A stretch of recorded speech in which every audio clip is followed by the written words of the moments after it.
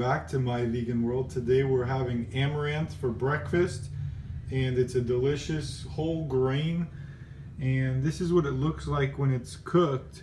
You can see all the little grains, and it's very pliable, and it's almost like a porridge or like oats. It's very delicious.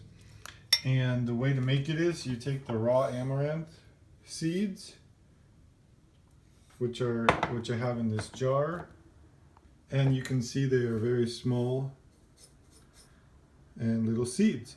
So all you do is cook them in a pot, and you use a 3-to-1 ratio. So 1 cup of amaranth to 3 cups of water.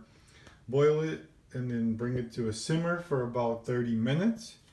Once it's cooked, then you will have this end product, which again is delicious. It's kind of like a porridge. And I serve it kind of like I would oatmeal with my homemade milk, which is oat and cashew milk. I put some raisins and peanut butter. Let me show you what it looks like when it's all mixed together.